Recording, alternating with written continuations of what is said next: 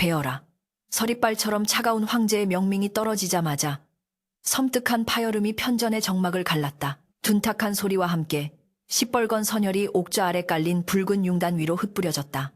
평생을 나라를 위해 바쳤던 이부상서 조대감의 목이 바닥을 뒹굴었으나 황제 현종의 눈동자는 미동조차 하지 않았다. 아니, 정확히 말하자면 그의 눈은 죽어나가는 신하가 아닌 제 무릎에 고양이처럼 웅크리고 앉은 한 여인에게 고정되어 있었다. 편전 안에는 비릿한 피냄새가 진동했으나 황제의 코끝에는 오직 그 여인에게서 풍겨나오는 기이하고도 달콤한 향기만이 맴돌고 있었다. 그것은 살구꽃 향기 같기도 했고 잘 익은 복숭아의 단내 같기도 했으나 깊게 들이마시면 폐부 깊숙한 곳을 찌르는 듯한 쇠냄새가 섞여 있었다. 그러나 현종은 그 역한 끝맛조차 황홀경으로 받아들였다. 그는 떨리는 손으로 여인의 턱을 들어 올렸다. 창백하다 못해 투명한 피부 위로 갓 잡은 짐승의 간처럼 붉고 윤기 흐르는 입술이 도드라졌다. 폐하, 신첩이 무서워요. 여인이 교태 섞인 목소리로 속삭이며 황제의 품으로 파고들었다. 그녀의 이름은 메란. 불과 석 달 전만 해도 이름 없는 궁녀에 불과했던 그녀가 이제는 일국의 재상을 단칼에 베어버리게 만드는 요화 여화가 되어 있었다. 현종은 피 묻은 손으로 메란의 머리카락을 쓰다듬었다. 두려워할 것 없다. 짐의 눈과 귀를 가리려 드는 늙은이들은 이제 모두 사라졌으니 오직 너와 나, 우리 둘만의 세상이 올 것이다. 현종의 목소리는 몽롱했다. 마치 독한 술에 취한 사람처럼 혹은 깊은 잠에서 덜 깬 사람처럼 초점이 흐릿했다. 그가 충신을 처형한 이유는 단 하나였다. 조대감이 감히 메란의 출신 성분을 운운하며 그녀가 입궁한 이후 도성 밖에서 처녀들이 실종되는 궤변이 잇따르고 있다는 헛소문을 고했기 때문이었다. 황제에게 그 간언은 충정이 아니라 자신의 사랑을 방해하는 저주로만 들렸다. 사실 현종은 본래 성군 성준이었다. 즉위 초가뭄이 들면 친히 기우제를 지내며 백성의 아픔을 함께했고 밤늦도록 상소문을 읽으며 나라씨를 걱정하던 지혜로운 군주였다. 그러나 그 모든 것은 메란이 그의 침소에 발을 들인 그날 밤 연기처럼 사라져버렸다. 그날 밤은 유난히 달이 붉었다. 승은을 입기 위해 들어온 메란은 고개를 숙인 채 바들바들 떨고 있었다. 현종이 그녀의 고개를 들게 했을 때 그는 숨이 핫는 듯한 충격을 받았다. 세상의 것이라고는 믿기지 않는 기묘한 아름다움이 그녀의 얼굴에 서려 있었다. 특히 그 붉은 입술은 마치 살아있는 생물처럼 꿈틀대며 그를 유혹했다. 그녀가 입을 열어 폐하 하고 불렀을 때 현종의 뇌리에는 하얀 안개가 끼기 시작했다. 이성 리싱이라는 둑이 무너지고 그 자리에 원초적인 욕망이라는 탕류가 밀려 들어왔다. 그날 이후 황제는 정사를 돌보지 않았다.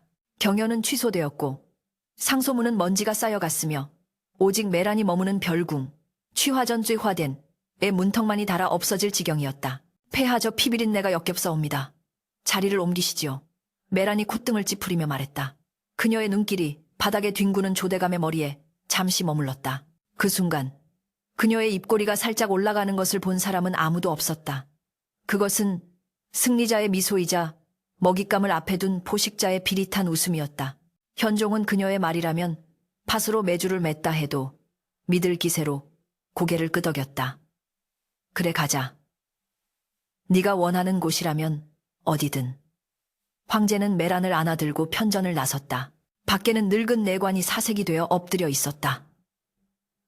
폐하, 통촉하여 주시옵소서. 조대감은 3대를 이어온 충신이옵니다. 어찌하여 요녀의 말만 듣고 내관의 말이 채 끝나기도 전에 현종은 메란을 안은 채 발길질을 하여 내관을 걷어찼다. 닥쳐라. 내 귀에 또다시 요녀라는 단어가 들리면 그 혀를 뽑아버릴 것이다. 황제의 포효의 내관은 입을 다물고 바닥에 머리를 도시며 오열했다. 궁궐의 기둥뿌리가 썩어 들어가고 있었다. 취화전으로 돌아온 메란은 황제를 침상에 눕혔다. 황제는 금세 깊은 잠에 빠져들었다. 메란이 주는 특제차를 마시면 언제나 혼절하듯 잠이 들곤 했다. 황제의 숨소리가 고르게 바뀌자 메란의 표정은 순식간에 돌변했다. 가련하고 요염하던 표정은 씻은 듯이 사라지고 그 자리에는 차갑고 섬뜩한 무표정만이 남았다. 그녀는 침상에서 일어나 거울 앞으로 다가갔다. 거울 속에 비친 그녀의 모습은 아름다웠으나 어딘가 기괴했다. 눈동자 깊은 곳에는 세로로 찢어진 파충류의 눈 같은 잔상이 일렁였고 그림자는 사람의 형상이 아닌 흐물거리는 연기처럼 보였다. 그녀는 화장대 서랍 깊숙한 곳에서 작은 자개함을 꺼냈다. 뚜껑을 열자 시커먼 액체가 젤리처럼 굳어있는 것이 보였다. 그것은 일반적인 연지엔지가 아니었다. 훅 하고 끼쳐오는 냄새는 꽃향기가 아닌 비릿한 피냄새였다. 아직 부족해. 메란이 중얼거렸다. 그녀는 새끼손가락으로 그 검붉은 액체를 찍어 입술에 발랐다. 그러자 시들어가던 입술의 색이 다시금 선명한 핏빛으로 살아나며 생기가 돌기 시작했다. 이 연지의 재료는 다름 아닌 사람의 피였다. 그것도 아직 남자를 모르는 순결한 처녀의 피 중에서도 공포에 질려 비명을 지를 때 심장에서 가장 뜨겁게 뿜어져 나오는 정혈징셴만을 모아 만든 것이었다. 그녀는 본래 나이를 가늠할 수 없는 늙은 요물이었다. 주름진 피부와 썩어가는 육신을 감추기 위해 그녀는 수십 년마다 신분을 바꾸어가며 젊은 처녀들의 피를 탐해왔다. 이번에는 일국의 황제를 숙주로 삼아 더 크고 완벽한 영생을 꿈꾸고 있었다. 99. 이제 곧 완성이야. 그녀의 목소리는 갈라지는 쇳소리 같았다. 그녀에게 필요한 처녀의 피는 총 99명분이었다. 이제 거의 다 채워졌다. 마지막 몇 명만이 남았을 뿐이다. 그 시각 도성 밖 저잣거리에는 흉흉한 소문이 돌개바람처럼 번지고 있었다. 어제 김진사 댁 셋째 딸이 사라졌다더군. 쉿, 말 조심하게. 밤에 돌아다니는 처녀란 처녀는 모조리 귀신이 잡아간다는 소문이 파다해. 주막에 모인 장정들은 술잔을 기울이며 불안한 눈빛을 교환했다. 그들의 말이 틀린 것은 아니었다. 최근 한 달 사이 도성 안팎에서 사라진 처녀의 수만 해도 수십에 달했다. 관아에서는 호랑이의 소행이라며 산을 뒤졌지만 터란올 발견하지 못했다. 실종된 처녀들의 공통점은 단 하나. 모두 용모가 단정하고 혼인을 앞두고 있거나 갓 피어난 꽃봉오리 같은 나이라는 점이었다. 사람들은 밤이 되면 문을 걸어 잠그고 숨을 죽였지만 아침이 되면 어김없이 누군가의 집에서 곡소리가 터져 나왔다. 그리고 그 곡소리는 높은 궁궐 담벼락을 넘어 황제의 귀에는 닿지 못한 채 허공으로 흩어졌다. 메라는 다시 침상으로 돌아와 잠든 황제를 내려다보았다. 황제의 얼굴은 날이 갈수록 수척해지고 있었다. 눈 밑은 검게 죽어 있었고 피부는 푸석했다. 메란의 술법은 황제의 정기징치를 빨아먹는 것이었다. 그녀가 젊어질수록 황제는 늙고 병들어갔다. 하지만 상관없었다. 황제가 완전히 말라 죽기 전에 그녀는 마지막 의식을 치르고 완전한 존재로 거듭날 것이니까. 그때 황제가 잠꼬대를 하며 메란의 손을 잡았다. 메란아, 짐은 너를 위해 무엇이든 할 것이다. 저 하늘의 별이라도 따다 줄 것이다. 메란은 황제의 손을 뿌리치지 않고 싸늘하게 웃었다. 별은 필요 없습니다, 폐하. 제가 원하는 것은 오직 하나 붉고 따뜻한 생명의 물뿐이니까요. 다음 날 아침 편전회의는 공포 분위기 속에서 진행되었다. 조대감의 참수 이후 누구도 감히 황제의 눈을 똑바로 바라보지 못했다. 황제는 외탄 눈으로 신하들을 내려다보며 선포했다. 취화전이 좁고 누추하여 귀비를 모시기에 부족하다. 서쪽 숲을 밀고 그 자리에 새로운 별궁을 짓도록 하라. 이름은 혈화궁 쇠화된 이라 할 것이다. 신하들은 경악했다. 서쪽 숲은 역대 황제들의 위패를 모신 종묘와 인접한 곳이었다. 게다가 피 묻은 꽃이라니 궁의 이름으로 쓰기에는 너무나 불길했다. 호조판서가 떨리는 목소리로 나섰다. 폐하, 국고가 바닥이 났사옵니다. 계속된 가뭄으로 백성들의 삶이 피폐한데 대규모 토목공사를 일으키시면 밀란이 일어날까 두렵사옵니다. 현종은 의자 팔걸이를 콱 내리쳤다. 국고가 없으면 세금을 더 거두면 될 것 아니냐. 짐이 사랑하는 여인이 좁은 방에서 지내는 꼴을 더 보란 말이냐. 황제의 고함 소리에 호조판서는 입을 다물었다. 더 이상 이성적인 대화는 불가능했다. 황제의 뒤편 발 뒤에서는 메란이 부채로 입을 가린 채 이 광경을 지켜보고 있었다. 그녀의 눈은 호조판서의 목덜미를 훑고 있었다. 늙은이의 피는 맛이 없지만 그가 가진 권력은 쓸만했다. 그녀는 황제에게 텔레파시를 보내듯 속삭였다. 저 자도 방해물입니다, 폐하. 황제는 홀린 듯 다시 입을 열었다. 내 명을 거역하는 자는 영모로 다스리겠다. 당장 공사를 시작하라. 전국에서 가장 솜씨 좋은 목수와 석공을 불러들이고 필요한 자재는 민가를 헐어서라도 조달하라. 그것은 폭군의 등장이자 나라의 멸망을 알리는 서곡이었다. 그날 밤 공사 책임자로 임명된 내관이 메란을 은밀히 찾았다. 그는 메란에게 뇌물을 바치며 목숨을 구걸하러 온 자였다. 귀비마마 분부하신 대로 전국 각지에서 자재를 모으고 있습니다. 하오나 내관이 주저하며 말을 이었다. 마마께서 특별히 부탁하신 재료는 구하기가 쉽지 않습니다. 사람들의 눈이 너무 많아서. 메라는 찻잔을 내려놓으며 나직이 말했다. 내관, 자네는 짐승을 잡을 때 사냥개가 짖는 것을 걱정하는가? 짖으면 입을 막으면 되고 물면 죽이면 되는 것을 내일 밤까지 준비해 두게. 가장 맑고 깨끗한 것으로. 만약 실패한다면. 메란이 내관의 얼굴 가까이 다가갔다. 그녀의 눈동자가 순간적으로 세로로 찢어지며 붉은 안광을 뿜어냈다. 자네의 피로 대신해야 할지도 모르니까. 내관은 비명을 삼키며 뒷걸음질 쳤다. 그가 본 것은 인간의 눈이 아니었다. 밤이 깊어지자 메라는 비밀스러운 의식을 준비했다. 그녀는 별궁 지하에 마련된 은밀한 밀실로 향했다. 그곳은 화려한 지상의 궁궐과는 딴판인 축축하고 음습한 도살장과도 같은 곳이었다. 천장에는 쇠사슬이 주렁주렁 매달려 있었고 바닥에는 배수로가 설치되어 있었다. 구석에는 크고 작은 항아리들이 놓여 있었는데 그 안에서 썩은 내와 비린내가 진동했다. 메라는 가장 큰 항아리 앞에 섰다. 이제 딱 7명만 더 있으면 돼. 그녀는 항아리 뚜껑을 열고 그 안을 들여다보았다. 검붉은 액체 위로 고통에 일그러진 채 죽어간 수많은 원혼들의 얼굴이 떠오르는 듯했다. 그녀는 그 끔찍한 광경을 보며 황홀한 듯 웃음을 터뜨렸다. 기다려라. 너희들의 희생으로 내가 영원히 빛나게 될 테니. 그때 밀실 밖에서 인기척이 들렸다. 바람소리 같기도 하고 누군가의 발소리 같기도 했다. 메라는 예민하게 고개를 돌렸다. 누구냐? 아무런 대답도 없었다. 쥐새끼인가? 아니면 황제의 호위무사인가? 그녀는 눈을 가늘게 뜨고 어둠 속을 노려보았다. 만약 누군가 이 비밀을 알게 된다면 살려둘 수는 없었다. 그녀는 소매 속에 감추어둔 단검을 꺼내 들었다. 칼날에 묻은 푸르스름한 독이 달빛에 번뜩였다. 그녀가 문 쪽으로 다가가려는 찰나 밖에서 부엉이가 울었다. 단순한 짐승의 기척이었을까? 메라는 긴장을 풀지 않고 다시 항아리 쪽으로 돌아섰다. 하지만 그녀는 몰랐다. 어둠 속에서 그녀를 지켜보는 또 다른 눈이 있었다는 것을. 그것은 바로 황후의 명을 받고 잠입한 맹인 점술사의 심한 신년이었다. 칠흑 같은 어둠을 뚫고 쏟아지는 장대비는 궁궐의 기와지붕을 사정없이 때리며 스산한 소음을 만들어내고 있었다. 그 빗소리에 묻혀 황후의 처소인 교태전, 쩔탈된 뒷문으로 피투성이가 된 그림자 하나가 기어들어왔다. 그는 지난밤 메란의 밀실을 엿보았던 맹인 점술사였다. 어깨에 입은 자상에서는 검푸른 도끼가 뿜어져 나와 살을 태우고 있었고 숨을 쉴 때마다 그르렁거리는 핏방울 소리가 섞여 나왔다. 교태전을 지키던 상궁들이 기겁하며 물러섰으나 황후, 명성, 민청은 침착하게 손을 들어 그들을 제지했다. 그녀는 화려한 가채 대신 소박한 비녀를 꽂고 색바랜 옥색 당의를 입은 채 단정히 앉아 있었다.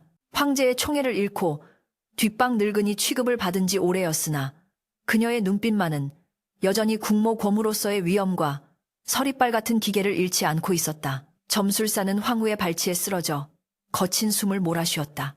마마, 이 나라의 국군이 다 했습니다. 그의 목소리는 끊어질 듯 위태로웠다. 명성황후는 몸을 굽혀 피 젖은 그의 손을 잡았다. 차가웠다. 이미 산 사람의 온기가 아니었다. 말해보거라. 네가 무엇을 보았느냐? 아니, 네 심한 신년이 무엇을 읽었느냐? 황후의 차분한 물음에 점술사는 고통스럽게 입을 열었다. 그것은 사람이 아닙니다. 천년 묵은 여우도 이무기도 아닙니다. 오직 피만을 탐하는 악귀, 웍구입니다. 붉은 꽃, 99송이의 꽃이 꺾여야만 비로소 그 요물은 완전해질 것입니다. 점술사의 눈에서 피눈물이 흘러내렸다. 그는 품속에서 무언가를 꺼내려 애썼다. 그것은 피 묻은 헝겊 조각이었다. 이것을 지하 밀실의 배수로에서 주었습니다.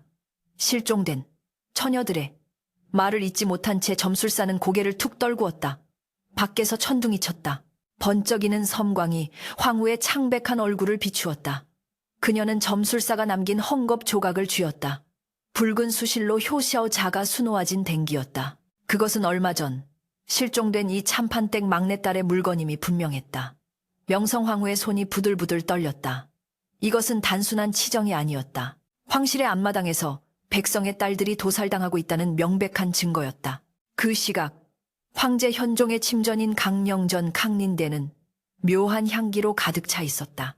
메란이 피워놓은 향로에서는 보라색 연기가 피어오르고 있었는데 그 연기를 들이마실 때마다 현종은 꿈과 현실의 경계가 무너지는 듯한 환각에 시달렸다. 그는 식은땀을 흘리며 침상에서 뒤척였다. 꿈속에서 그는 끝없이 펼쳐진 붉은 연못을 헤엄치고 있었다.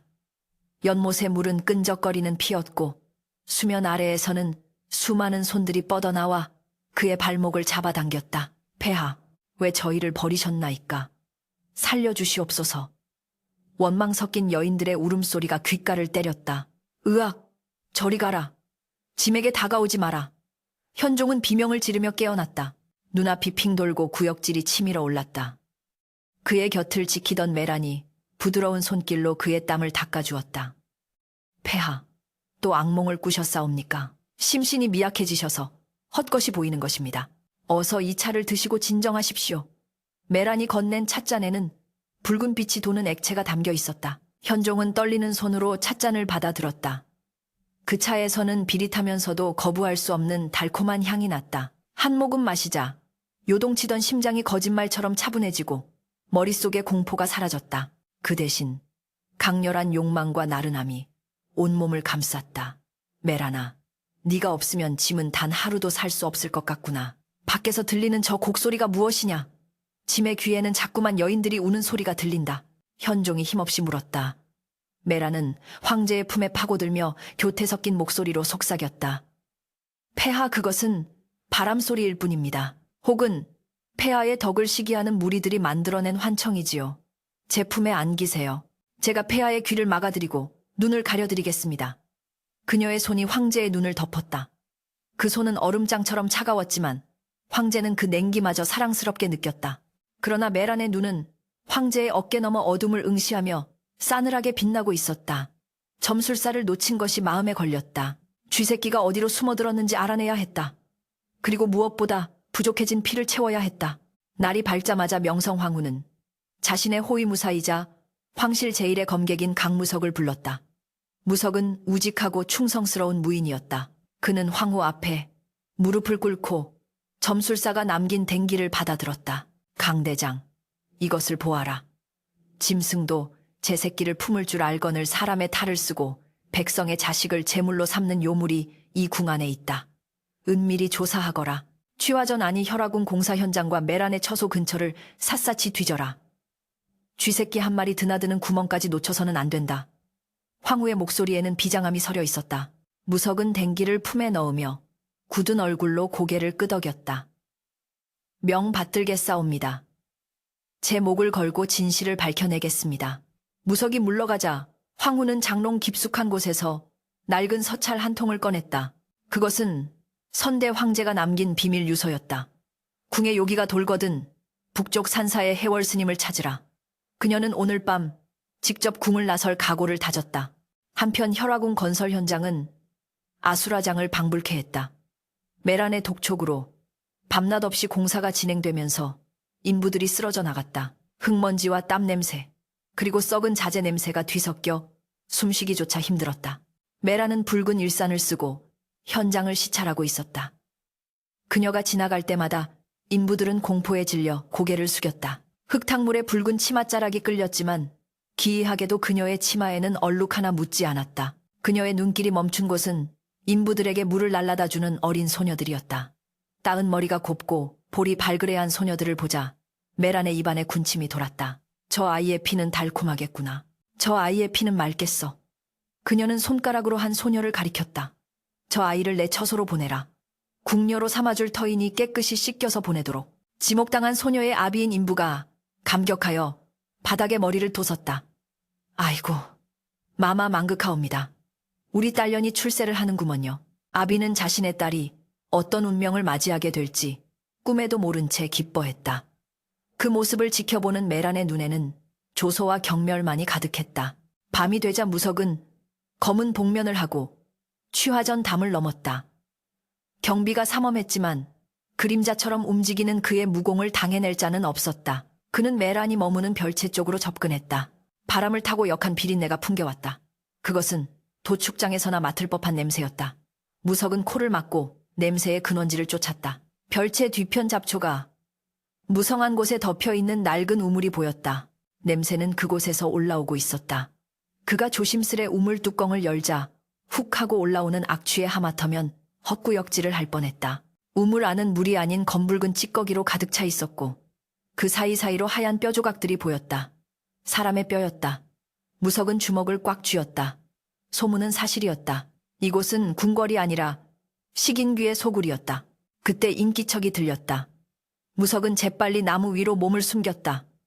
궁녀 둘이 무거운 자루를 끙끙대며 들고 오고 있었다. 자루 안에서는 꼼지락거리는 움직임과 함께 으붑거리는 신음소리가 들려왔다. 오늘 낮에 메란이 지목했던 그 인부의 딸임이 분명했다. 궁녀들은 자루를 질질 끌고 별채 지하로 이어지는 비밀문으로 사라졌다. 무석은 그들을 뒤따르려 했으나 별채 주변에 처진 기이한 결계 갯재를 느꼈다. 붉은 실들이 촘촘하게 얽혀 있어 함부로 발을 들였다가는 경보가 울릴 것이 뻔했다. 일단 물러나야 했다. 증거는 충분했다. 황후마마께 이 사실을 알리고 병력을 동원해야 했다. 무석이 몸을 돌리려는 순간 등 뒤에서 서늘한 기운이 목덜미를 스쳤다. 밤손님이 오셨구나. 소름 끼치는 목소리였다. 무석이 킁 뒤를 돌아보자 붉은 소복을 입은 메란이 나무 아래 서서 그를 올려다보고 있었다. 그녀의 얼굴은 달빛을 받아 창백하게 빛났지만 눈동자는 붉게 타오르고 있었다. 황후가 보낸 개로구나. 냄새를 잘 맡는 것을 보니 메란이 손을 휘젓자 허공에서 날카로운 바람 칼날이 날아들었다. 무석은 검을 뽑아 쳐냈으나 그 충격이 엄청나 팔이 저려왔다. 단순한 무공이 아니었다. 요술이었다. 내 놈의 피는 맛이 없어 쓸모가 없지만 거름으로 쓰기에는 좋겠어. 메란이 기괴하게 웃으며 손톱을 길게 늘어뜨렸다. 10개의 손톱이 마치 단검처럼 변하며 검은 도끼를 뿜어냈다. 무석은 이를 악물고 검의 기치를 불어넣었다. 정면 승부는 불리했다. 어떻게든 살아서 이 사실을 알려야 했다. 그가 연막탄을 터뜨리며 시야를 가리자 메라는 코웃음을 쳤다. 도망칠 수 있을 것 같으냐? 그녀는 붉은 안개처럼 변해 무석의 뒤를 쫓았다. 쫓고 쫓기는 추격전이 궁궐 지붕 위에서 벌어졌다. 무석은 옆구리에 깊은 상처를 입었지만 멈추지 않고 달렸다. 교태전이 보였다. 저기까지만 가면 된다. 하지만 메란의 손톱이 그의 등 뒤까지 닥쳐왔다. 절체절명의 순간 어디선가 날아온 화살 하나가 메란의 앞길을 막아섰다. 깃털의 부적 후지, 이 매달린 화살이었다. 화살이 바닥에 꽂히자 강력한 파동이 일어나며 메란을 뒤로 튕겨냈다. 캬악 메란이 비명을 지르며 물러섰다. 어둠 속에서 삿갓을 쓴 노승 한 명이 걸어 나왔다. 명성황후가 찾으라 했던 해월 스님이었다. 요망한 것. 감히 신성한 궁궐을 피로 더럽히다니. 스님의 일갈에 메란은 주춤했다. 그녀는 자신의 힘이 아직 완전하지 않음을 알았다. 게다가 저 스님은 보통 내기가 아니었다. 해가 뜨면 그녀의 힘은 더욱 약해질 터였다. 메란은 분한 표정으로 무석과 스님을 노려보았다. 두고 보자. 오늘 밤은 물러가지만 내일은 이 궁 안의 모든 생명이 내 발 아래 무릎 꿇게 될 것이다. 그녀는 붉은 연기가 되어 사라졌다. 무석은 그제야 긴장이 풀려 바닥에 주저앉았다. 상처에서 검은 피가 흘러나왔다. 스님은 다급히 무석의 혀를 짚어 독이 퍼지는 것을 막았다. 자네 운이 좋았네. 조금만 늦었어도 저 요녀의 도끼에 뼈까지 녹았을 것이야. 스님은 무석을 부축하며 교태전으로 향했다. 황후 마마를 뵙게 해주게. 놈의 본체를 없앨 방도가 있네. 황후는 피투성이가 되어 돌아온 무석과 노승을 맞이했다. 스님은 품에서 작은 거울 하나를 꺼내 황후에게 내밀었다. 이것은 파사현정, 포셰헨정의 거울입니다. 요괴의 환수를 깨고 본 모습을 비추는 물건이지요. 하지만 이것만으로는 부족합니다. 놈은 이미 90명 넘는 원혼을 흡수하여 그 힘이 막강합니다. 놈이 가장 약해지는 순간, 즉 마지막 재물을 취하려 할 때 놈의 심장에 박힌 여의주를 깨뜨려야 합니다. 그 여의주는 아마도 놈이 가장 아끼는 물건 속에 숨겨져 있을 것입니다. 황후는 고개를 끄덕였다. 메란이 가장 아끼는 것. 그것은 바로 붉은 연지가 담긴 자개함이었다. 점술사가 말했던 그 붉은 꽃의 정체가 바로 그것이었다. 내일은 폐하의 탄신연회가 열리는 날입니다. 메라는 그 자리에서 마지막 제물을 취하고 황후의 자리를 요구할 것입니다. 그때가 기회입니다. 황후의 눈빛이 매섭게 빛났다. 더 이상 물러설 곳은 없었다. 내일 밤 화려한 연회장은 피비린내 나는 전쟁터가 될 것이었다. 그날 새벽 지하 밀실로 돌아온 메라는 광기에 사로잡혀 있었다. 감히 늙은 중놈이 방해를 해 그녀는 잡혀온 소녀의 목을 거칠게 움켜쥐었다. 소녀는 공포에 질려 비명조차 지르지 못했다. 시간이 없어. 오늘 밤 안에 끝내야 해. 메라는 소녀를 제단 위에 눕혔다. 그리고 칼을 들어 올렸다. 소녀의 눈에서 눈물이 주르륵 흘러내렸다. 칼날이 살을 파고들고 붉은 선혈이 그릇에 담겼다. 메라는 그 피를 단숨에 들이켰다. 그러자 상처 입은 몸이 순식간에 회복되고 피부는 더욱 눈부시게 빛났다. 하지만 그녀의 갈증은 채워지지 않았다. 아직 부족해. 더 강한 힘이 필요해. 황제의 핏줄. 그래, 공주다. 황후의 딸 그년의 피라면 나를 영생불사의 신으로 만들어줄 거야. 메란의 눈이 탐욕으로 번들거렸다. 그녀는 마지막 제물로 황후의 외동딸인 연화공주를 지목했다. 그것은 황후에 대한 가장 잔인한 복수이자 자신의 욕망을 완성하는 마지막 열쇠였다. 궁궐 밖에서는 새벽닭이 울었지만 다가올 아침은 희망이 아닌 절망의 빛을 띠고 있었다. 황제 현종의 탄신연회가 열린 근정전 진정대는 겉보기에는 화려하기 그지없었다. 오색 비단으로 치장된 기둥과 천장에 매달린 수백 개의 홍등 홍덩, 이 불야성을 이루었고 궁중 악사들의 연주 소리가 담장을 넘어 도성 밖까지 울려 퍼졌다. 그러나 그 화려함 이면에는 숨 막히는 긴장감과 역겨운 부패의 냄새가 진동하고 있었다. 연회에 참석한 대신들은 황제의 눈치를 살피느라 술잔을 드는 손조차 떨고 있었고 억지로 웃음을 짓는 그들의 얼굴은 마치 광대처럼 기괴해 보였다. 그 중에서도 가장 이질적인 존재는 단연 황제와 메란이었다. 현종은 황금 옥좌에 앉아 있었으나 그 모습은 살아있는 군주라기보다는 화려한 옷을 입혀놓은 시신에 가까웠다. 초점을 잃은 눈동자는 허공을 부유했고 입가에는 의미 없는 미소가 걸려 있었다. 그리고 그 옆 황후의 자리를 침범하여 앉은 메라는 붉은 대례복을 입고 요염한 자태를 뽐내고 있었다. 그녀의 입술은 가칠한 듯 선명한 핏빛이었고 뿜어져 나오는 향기는 연회장의 음식 냄새를 덮을 만큼 강렬하고 어지러웠다.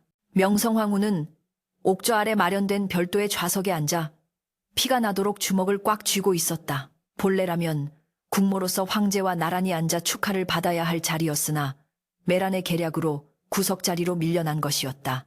하지만 황후의 눈은 분노보다는 깊은 슬픔과 결기로 타오르고 있었다.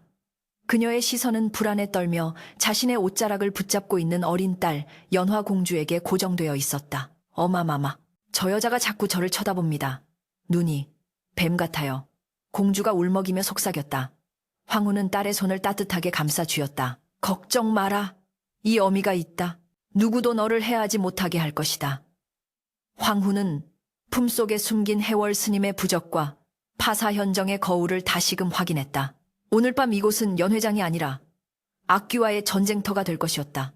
그 시각 강무석은 해월 스님이 일러준 대로 메란의 침소인 취화전 쥐화덴으로 다시 잠입하고 있었다. 연회가 열려 경비가 느슨해진 틈을 타 그는 지하 밀실이 아닌 메란의 침실 깊숙한 곳을 노렸다. 스님의 말에 따르면 요물의 힘의 원천인 여의주는 그녀가 가장 아끼는 물건, 즉 피로 만든 연지함 속에 숨겨져 있을 가능성이 컸기 때문이었다. 무석은 천장을 타고 내려와 소리 없이 착지했다. 방 안은 온통 붉은색이었다.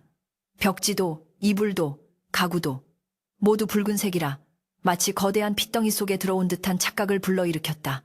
그는 화장대 앞으로 다가갔다. 그곳에는 수십 개의 자개함이 놓여 있었는데 유독 검은 기운이 서려 있는 함 하나가 눈에 띄었다. 무석이 조심스레 손을 뻗는 순간 함 주변에 쳐져 있던 붉은 실들이 지잉하고 울리며 날카로운 파동을 일으켰다. 크윽 손끝이 베어 피가 맺혔다. 단순한 보석함이 아니었다.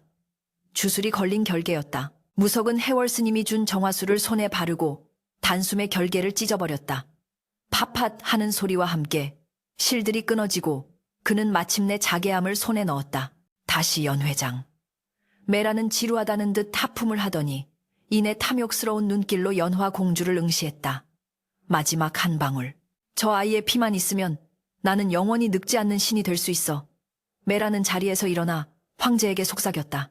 폐하, 오늘같이 기쁜 날, 연화, 공주마마께서 폐하께 술 한잔 올리는 것이 효도 아니겠사옵니까? 현종은 멍하니 고개를 끄덕였다. 오냐, 듣고 보니 그렇구나.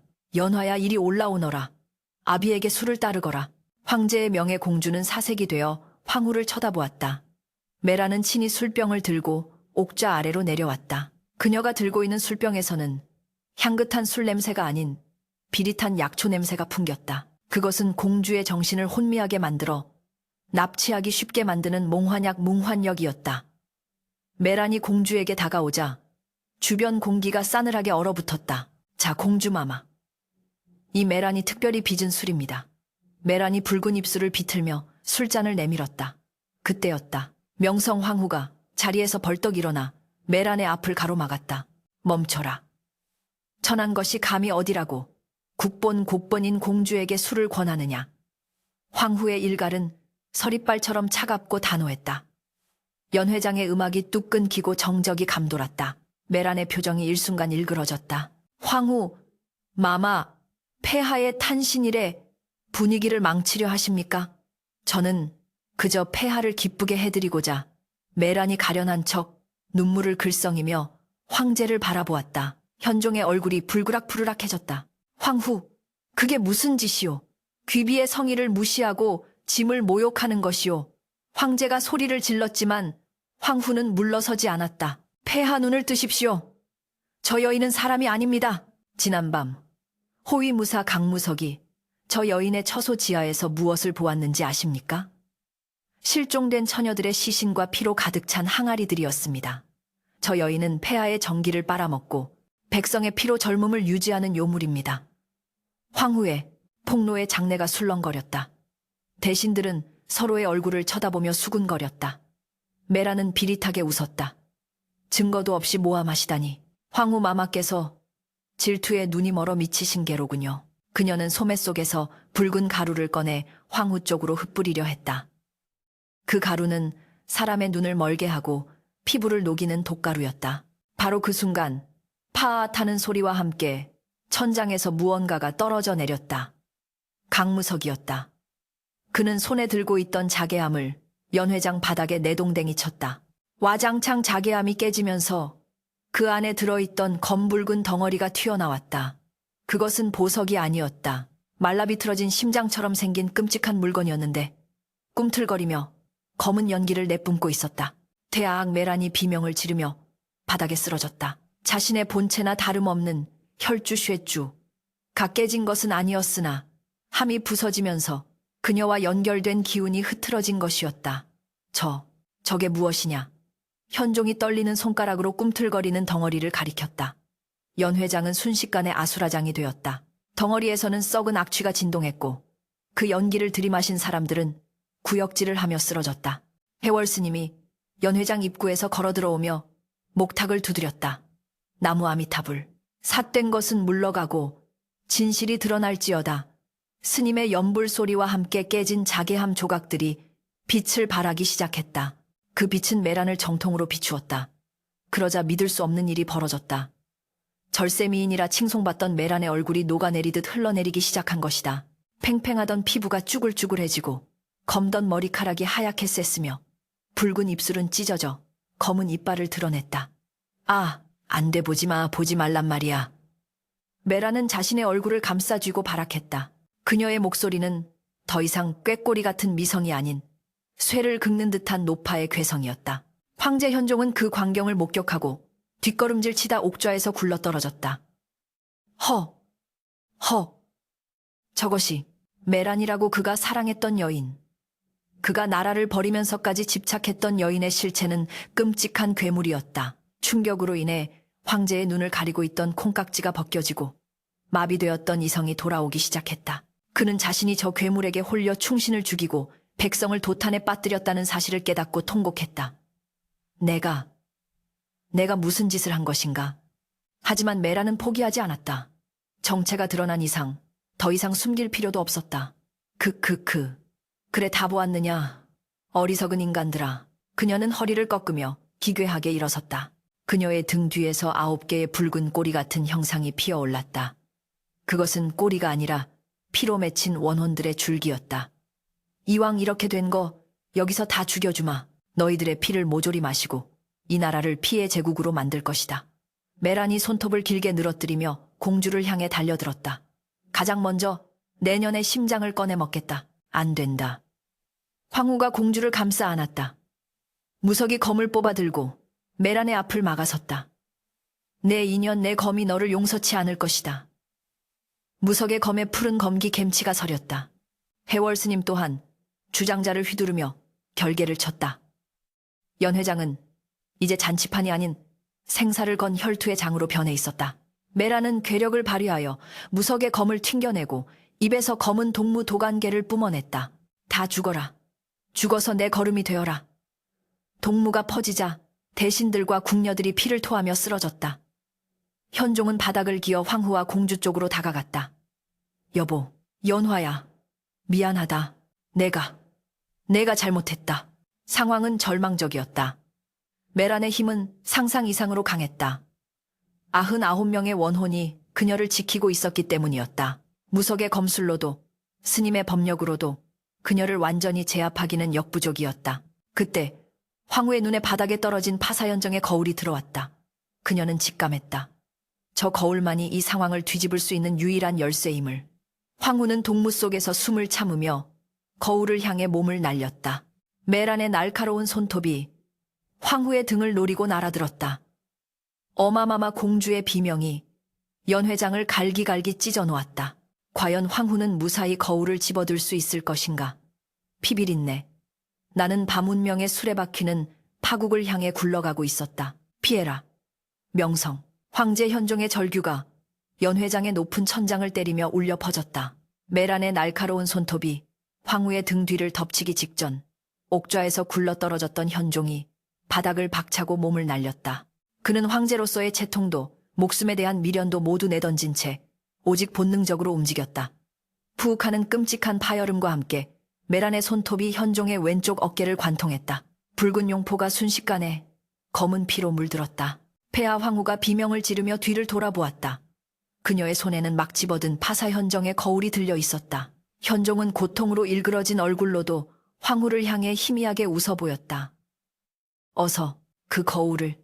황후는 눈물을 머금고 거울을 들어 올렸다. 해월 스님의 법력이 깃든 청동 거울이 메란을 정면으로 비추자 거울 표면에서 태양보다 뜨거운 백색의 광선이 뿜어져 나왔다. 그 빛은 어둠을 찢는 성스러운 검과 같았다. 크아악 눈이, 내 눈이 타들어간다. 메란이 고막을 찢을 듯한 괴성을 지르며 뒤로 나뒹굴었다. 빛이 닿은 그녀의 피부는 지글지글 타오르며 검은 연기를 내뿜었고 몸을 감싸고 있던 9개의 붉은 꼬리 형상들도 고통스럽게 비틀렸다. 그녀가 황제의 어깨에서 손톱을 빼내자 핏줄기가 솟구쳤다. 강무석은 그 틈을 놓치지 않았다. 지금이다. 요녀의 목을 쳐라. 무석이 바람처럼 날아올라 검을 휘둘렀다. 서슬퍼런 검날이 메란의 팔 하나를 잘라냈다. 잘린 팔은 바닥에 떨어지자마자 썩은 뱀처럼 꿈틀거리다 재가 되어 흩어졌다. 그러나 메란은 쉽게 죽을 존재가 아니었다. 99명의 원혼을 삼킨 그녀의 생명력은 끈질기고도 지독했다. 이 쥐새끼 같은 놈들이 감히 나를. 메란은 남은 한 팔로 바닥에 흩어진 검붉은 핏덩어리들, 즉 깨진 자개함에서 나온 혈주의 파편들을 끌어모아 입안으로 쑤셔 넣었다. 우득 우드득 씹어 삼키는 소리가 소름 끼치게 울렸다. 그러자 그녀의 몸이 기괴하게 부풀어 오르기 시작했다. 잘려나간 팔에서 뼈가 튀어나오며 다시 살이 붙었고 등 뒤에서는 뼈날개 같은 가시들이 돋아났다. 그녀는 이제 인간의 형상이 아닌 거대한 거미와 구렁이를 합쳐놓은 듯한 흉물스러운 괴물로 변해 있었다. 연 회장은 공포의 도가니였다. 대신들은 기절하거나 기어서 도망치기에 바빴고 궁녀들은 구석에 몰려 벌벌 떨었다. 괴물로 변한 메란이 천장을 기어 올라가며 도끼를 내뿜었다. 내 아름다움을 망친 대가를 치르게 해주마. 이 궁궐을 통째로 무덤으로 만들어주지. 그녀가 입을 벌리자 시커먼 액체가 비오듯 쏟아져 내렸다. 그 액체에 닿은 기둥과 바닥이 치익 소리를 내며 녹아내렸다. 해월 스님은 황급히 염주를 굴리며 결계를 펼쳤다. 온만이 반매훔 사악한 기운은 물러가라. 황금빛 결계가 황후와 공주 그리고 부상당한 황제를 감쌌지만 메란의 맹공의 결계에도 금이 가기 시작했다. 무석은 쉴 새 없이 검을 휘두르며 날아오는 독침들을 쳐냈지만 역부족이었다. 이대로라면 모두 몰살당할 위기였다. 그때 피를 흘리며 쓰러져 있던 현종이 비틀거리며 일어섰다. 그의 눈빛은 더 이상 흐릿하지 않았다. 죄책감과 분노, 그리고 결자해지 갯젓 재질의 의지가 그의 눈동자 속에서 활활 타오르고 있었다. 그는 바닥에 떨어진 무석의 보조검을 집어들었다. 무거운 검이었지만 황제의 손은 떨리지 않았다. 무석아, 내게 길을 열어다오. 저 요물의 심장을 찌르는 것은 이 나라의 황제인 내가 해야 할 일이다. 무석은 황제의 결연한 표정을 보고 고개를 끄덕였다. 명 받들겠습니다. 제 목숨을 바쳐 길을 열겠습니다. 무석은 마지막 남은 내공을 모두 끌어올렸다. 그의 검 끝에 푸른 검기가 맺히다 못해 폭발하듯 빛났다. 하암 무석이 허공을 박차고 메란을 향해 쇄도했다. 메란은 가시돋친 꼬리들을 휘둘러 무석을 막으려 했다. 무석은 살을 내어주고 뼈를 취한다는 심정으로 날아오는 꼬리에 어깨와 허벅지가 뚫리는 것을 감수하고 돌진했다. 어서 가십시오. 폐하 무석이 메란의 흉부를 향해 필살의 일격을 날려 그녀의 자세를 무너뜨렸다. 메란이 고통에 몸부림치며 중심을 잃고 바닥으로 추락했다. 쿵 하는 굉음과 함께 바닥이 꺼졌다. 그 순간 현종이 포효하며 달려들었다. 메란, 아니, 이름 없는 악귀야. 네가 삼킨 내 백성들의 피를 토해내거라. 현종은 거울의 빛에 의해 약해진 메란의 가슴 한가운데 검게 박동하는 핵을 향해 검을 꽂아 넣었다.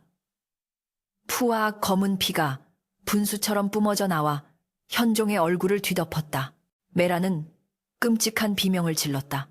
안 돼. 죽고 싶지 않아. 나는 더 살아야 해. 영원히 살아야 한단 말이다. 그녀는 발악하며 현종의 목을 조르려 했다. 그 힘이 어찌나 센지 현종의 목뼈가 으스러질 듯했다. 하지만 현종은 물러서지 않았다. 그는 검자루를 잡은 손에 더욱 힘을 주며 검을 비틀었다. 내 욕망과 함께 지옥으로 가라. 그때 황후가 달려와 거울을 메란의 눈앞에 들이밀었다. 똑똑히 보아라. 이것이 내 추악한 본 모습이다. 거울 속에는 고통에 일그러진 악귀의 형상이 비쳤다. 메란은 자신의 흉측한 모습을 마주하자 정신적인 충격을 받은 듯 움직임이 둔해졌다. 동시에 해월 스님이 뇌성병력 같은 고함을 질렀다. 천지신명이시여, 억울하게 죽은 원혼들을 해방하소서. 스님이 주장자로 메란의 머리를 내리치자 그녀의 몸에 박혀있던 수많은 붉은 실들이 끊어지는 소리가 났다. 팅티팅. 그러자 기이한 현상이 벌어졌다. 메란의 찢어진 가슴과 입에서 수많은 빗덩어리들이 튀어나오기 시작했다. 그것은 그녀가 잡아먹은 99명 처녀들의 영혼이었다. 영혼들은 비명을 지르는 메란을 감싸고 돌았다. 원수를 갚자. 우리 피를 돌려달라. 영혼들의 속삭임은 거대한 회오리 바람이 되어 메란을 갈갈이 찢어 발겼다. 아, 살려줘. 폐하 살려주세요. 메란은 마지막 순간까지 황제에게 구원을 요청했지만 현종은 차가운 눈으로 그녀를 내려다볼 뿐이었다. 짐이 사랑한 여인은 이미 죽었다. 아니, 처음부터 없었다. 메란의 육신은 급격히 붕괴되기 시작했다. 살점이 흙처럼 부서져 내리고 뼈는 가루가 되어 흩날렸다. 그녀가 그토록 집착했던 젊음과 아름다움은 한 줌의 먼지가 되어 사라졌다. 마침내 마지막 단말마와 함께 그녀의 형체는 완전히 소멸했고 그 자리에는 시커먼 재무덤과 깨진 혈주 조각만이 남았다. 허공을 떠돌던 99개의 빗덩어리들은 잠시 황제와 황후 주변을 맴돌다 해월 스님의 독경 소리에 맞춰 편안한 빛을 띠며 밤하늘로 승천했다. 마치 반딧불이 때가 은하수처럼 흐르는 장관이었다. 정막이 찾아왔다. 엉망이 된 연회장에는 거친 숨소리만이 가득했다. 현종은 다리에 힘이 풀려 그 자리에 주저앉았다. 그의 손은 피로 범벅이 되어 있었고 눈에서는 하염없이 눈물이 흘러내렸다. 흐흑, 흐흐흑. 황제의 통곡 소리가 정막을 깨트렸다. 그것은 승리의 기쁨이 아닌 참담한 회한의 울음이었다. 자신의 어리석음 때문에 죽어간 신하들과 백성들, 그리고 씻을 수 없는 죄책감이 그의 가슴을 짓눌렀다. 명성황후는 조용히 다가와 피 묻은 황제의 어깨를 감싸 안았다. 폐하 고개를 드십시오. 아직 폐하께는 지켜야 할 백성들이 남아 있습니다. 속죄는 눈물이 아니라 행동으로 하셔야 합니다.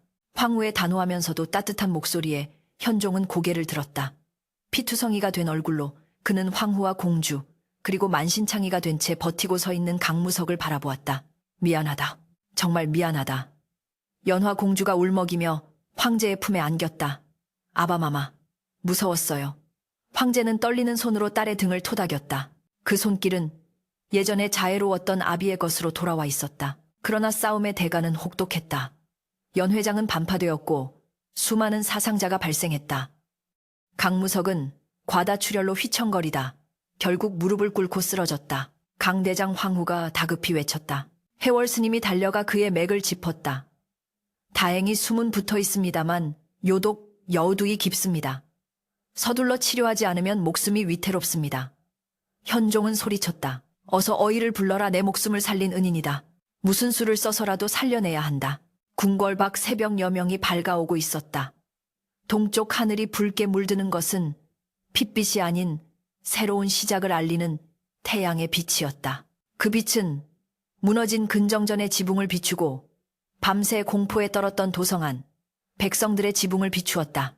메란이 머물렀던 혈화궁 건설 현장과 취화전에서는 검은 연기가 완전히 사라졌다. 사람들은 본능적으로 느꼈다. 기나긴 악몽이 끝났음을. 현종은 비틀거리며 일어나 옥좌가 아닌 연회장 밖 테라스로 나갔다. 시원한 새벽바람이 피비린내를 씻어내는 듯했다. 그는 멀리 보이는 도성을 내려다보았다. 짐은 다시는 눈을 감지 않을 것이다. 두 번 다시 내 욕망이 백성을 해치지 않도록 두 눈을 부릅뜨고 살 것이다. 그의 맹세는 바람을 타고 흩어졌다. 하지만 그것은 허공으로 사라지는 맹세가 아니었다. 굳건한 땅에 뿌리를 내리는 다짐이었다. 한편 메란이 재가 되어 사라진 자리, 그 잿더미 속에서 아주 작은 벌레 한 마리가 기어나왔다. 붉은색 등껍질을 가진 묘한 벌레였다. 그 벌레는 사람들의 눈을 피해 바닥 틈새로 잽싸게 숨어들었다. 악은 완전히 사라지지 않는다. 다만 잠들 뿐이다. 그러나 인간의 의지가 깨어있는 한 그 악은 다시는 꽃 피우지 못할 것이다. 궁궐의 아침은 그 어느 때보다 처절하고도 눈부시게 밝아오고 있었다. 메란이 한 줌의 재로 사라진 그날 밤, 황궁 위로 쏟아지던 비는 사흘 낮밤을 꼬박 이어졌다. 하늘이 뚫린 듯 퍼붓는 장대비는 궁궐 곳곳에 배어있던 비릿한 피냄새와 사악한 욕이 여치를 씻어내리려는 듯 멈출 줄을 몰랐다. 반파된 근정전의 잔해 사이로 검은 잿물이 강물처럼 흘러나왔고 메란이 머물렀던 취화전과 뒷담한 혈화궁터는 벼락을 맞은 듯 처참하게 무너져 내렸다. 그것은 단순한 자연의 비가 아니라 더러워진 땅을 정화하고 억울하게 죽은 원혼들을 위로하는 하늘의 눈물과도 같았다. 황제 현종은 비가 그칠 때까지 침소에 들지 않고 무너진 연회장 한 구석에 멍하니 앉아 비를 맞았다. 붉은 용포는 젖어서 무겁게 축 늘어졌고 화려했던 금관은 벗겨져 바닥에 뒹굴고 있었지만 그는 미동도 하지 않았다. 그의 곁을 지키는 것은 오직 명성황후와 부상을 입은 몸으로 칼을 짚고 선 강무석뿐이었다. 비가 그치고 맑은 해가 떠올랐을 때 황궁의 풍경은 참혹했으나 동시에 경이로울 정도로 투명했다. 현종은 젖은 옷을 갈아입지도 않은 채 가장 먼저 편전으로 향했다. 그의 얼굴은 며칠 사이 10년은 늙어버린 듯 주름이 깊게 패고 백발이 성성해졌으나 눈빛만은 그 어느 때보다 맑고 단단하게 빛나고 있었다. 그는 떨리는 목소리로 첫 번째 조칙을 내렸다. 짐은 죄인이다. 요녀의 혀놀림에 놀아나 충신을 죽이고 백성을 도탄에 빠뜨렸으니 내 목을 쳐도 시원치 않을 것이다. 허나 짐이 저지른 죄업을 씻기 전까지는 죽을 수도 없다. 여봐라. 당장 국고를 열어라. 메란이라는 요물에게 희생당한 99명 처녀의 가족을 찾아 쌀과 비단을 내리고 짐이 친히 그들 앞에 무릎 꿇고 사죄할 것이다. 신하들은 황제의 파격적인 선언에 경악하여 만류하려 했으나 현종의 의지는 꺾을 수 없었다. 그는 화려한 용포 대신 소박한 백색 상복 썸훅을 입고 국문을 나섰다. 도성 광장에는 실종된 딸들을 찾지 못해 애태우던 가족들이 모여 있었다. 황제가 나타나자 그들은 분노와 두려움이 섞인 눈으로 그를 바라보았다. 현종은 맨바닥에 털썩 무릎을 꿇고 머리를 조아렸다. 지 아비로서, 그리고 이 나라의 아비로서 자식들을 지키지 못했다. 그대들의 딸은 나의 어리석음 때문에 꽃도 피워보지 못하고 졌다. 평생을 두고 그 원한을 갚고 속죄하며 살겠노라. 황제의 눈에서 뜨거운 눈물이 뚝뚝 떨어져 흙바닥을 적셨다. 일국의 제왕이 백성 앞에서 오열하며 사죄하는 전무후무한 광경에 분노했던 백성들의 마음도 조금씩 녹아내렸다. 곳곳에서 통곡 소리가 터져 나왔다. 그것은 원망의 울음이 아닌 비로소 응어리가 풀리는 해원 재윤의 울음이었다. 황제는 메란이 짓담한 혈화궁터를 허물고 그 자리에 거대한 위령탑을 세우도록 명했다. 탑의 이름은 99위령탑, 조시조, 위링타이라 지었다. 그리고 매년 기일이 되면 황제가 직접 제사를 주관하여 억울한 넋들을 달래기로 맹세했다. 또한 그는 궁궐 내의 사치를 금지하고 메란을 위해 낭비했던 예산을 모두 삭감하여 가뭄으로 고통받는 지방의 구호자금으로 돌렸다. 밤마다 요란했던 연회는 사라지고 대신 늦은 밤까지 편전의 불을 밝히며 상소문을 읽는 황제의 기침소리만이 궁궐을 채웠다. 사람들은 다시금 그를 성군이라 부르기 시작했으나 현종은 그 칭호를 들을 때마다 괴로워하며 고개를 저었다. 나는 성군이 아니다. 그저 빚을 갚는 죄인일 뿐이다. 강무석은 해월 스님의 치료 덕분에 목숨을 건졌으나 요독의 후유증으로 인해 오른쪽 다리를 조금 절게 되었다. 그러나 그는 그것을 부끄러워하지 않았다. 오히려 그 불편한 다리는 자신이 악과 싸워 이겼다는 훈장이자 다시는 방심하지 않겠다는 경각심의 증표였다. 그는 황제의 명으로 호위대장보다 더 높은 지위인 금군대장 진군다장에 임명되었으나 여전히 황제와 황후의 가장 가까운 곳에서 그림자처럼 그들을 지켰다. 명성 황후는 흔들리던 황권을 다시 세우는 데 결정적인 역할을 했다. 그녀는 온화하면서도 강단 있는 리더십으로 내명부를 장악하고 상처 입은 황제의 마음을 어루만졌다. 그녀는 메란의 처소에서 나온 보석과 폐물들을 모두 팔아 빈민들을 위한 구율소인 활인서 호런슈를 후원했다. 백성들은 그녀를 살아있는 관음보살이라 칭송했다. 세월은 유수와 같이 흘러 10년이 지났다. 궁궐의 정원에는 메란이 좋아했던 붉은 꽃들은 모조리 뽑혀나가고 그 자리에 맑고 깨끗한 백매화와 국화가 가득 심어졌다. 어느 화창한 봄날 현종은 백발이 성성한 노인의 모습으로 정자, 즉 세심정 시신팅에 앉아 있었다. 그의 곁에는 이제 어엿한 숙녀로 자란 연화 공주와 세월의 흐름을 고상하게 받아들인 명성 황후가 함께하고 있었다. 연화 공주는 10년 전의 공포를 극복하고 총명하고 지혜로운 여성이 되어 부왕을 보필하고 있었다. 폐하 차가 식겠습니다. 황후가 은은한 미소를 지으며 찻잔을 건넸다. 현종은 그 찻잔을 받아들며 물끄러미 자신의 손을 내려다 보았다. 쭈글쭈글하고 검버섯이 핀 노인의 손이었다. 예전 같았으면 이 늙음을 저주하며 헛된 젊음을 탐했겠지만 지금은 아니었다. 이 주름 하나하나가 자신이 감내해온 고통과 속죄의 시간임을 알기에 그는 더 이상 거울을 두려워하지 않았다. 중전 이 차의 향이 참으로 좋구려. 10년 전 그 요망한 향기에 취해 진짜 향기를 잊고 살았었지. 현종이 씁쓸하게 웃자 황후는 그의 손등을 따뜻하게 덮어주었다. 지나간 일입니다. 폐하께서는 지난 10년간 누구보다 치열하게 나라를 돌보셨습니다. 이제 그만 짐을 조금 내려놓으셔도 됩니다. 그때 멀리서 맑은 풍경 소리가 들려왔다. 해월 스님이 입적하기 전 마지막으로 황궁을 방문한 것이었다. 스님은 지팡이를 짚고 정자로 다가와 합장했다. 폐하 안색이 무척 편안해 보이십니다. 이제 마음속의 마모를 완전히 씻어내신 듯합니다. 현종은 자리에서 일어나 스님을 맞이했다. 스님 덕분에 짐이 사람 구실을 하며 살 수 있었습니다. 허나 아직도 밤이면 그 아이들의 울음소리가 들리는 듯하여 잠을 설치곤 합니다.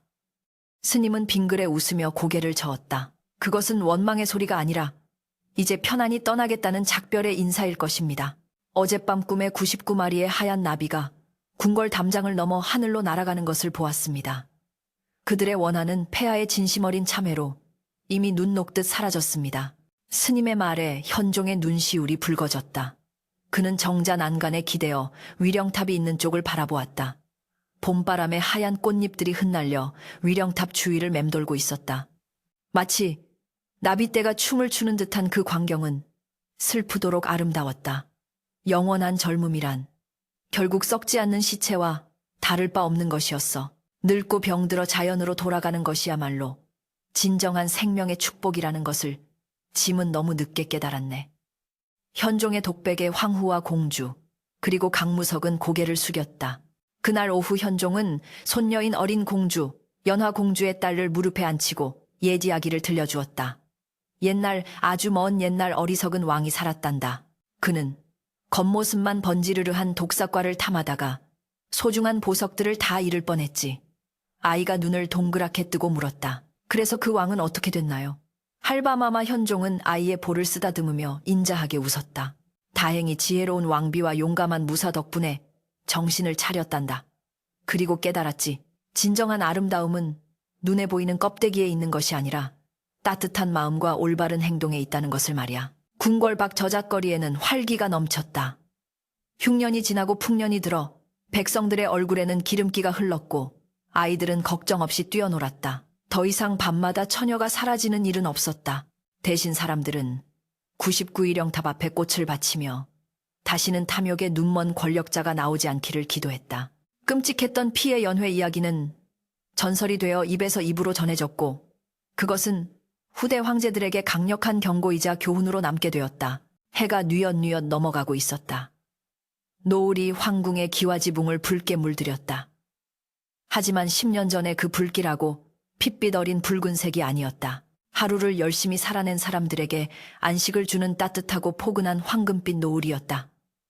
현종은 황후의 손을 잡고 산책을 나섰다. 두 노부부의 그림자가 길게 늘어졌다. 비틀거리는 걸음이었지만 그들은 서로를 의지하며 천천히 아주 천천히 걸어갔다. 여보 내 생이 있다면 그때는 황제가 아닌 평범한 필부로 태어나 당신과 백년해로 하고 싶소. 현종의 고백에 명성황후는 짐짓 모른 척하며 웃었다. 그때도 딴 눈을 파시면 용서치 않을 것입니다. 두 사람의 웃음소리가 바람결에 흩어졌다. 궁궐의 밤은 깊어갔으나 더 이상 어둠은 공포가 아니었다. 그것은 내일 떠오를 새로운 태양을 잉태한 평화로운 휴식이었다. 헛된 욕망은 재가 되어 사라졌고 그 자리에는 진정한 사랑과 참회로 피어난 인간의 향기만이 그윽하게 머물렀다. 천하는 다시금 순리대로 흐르기 시작했다.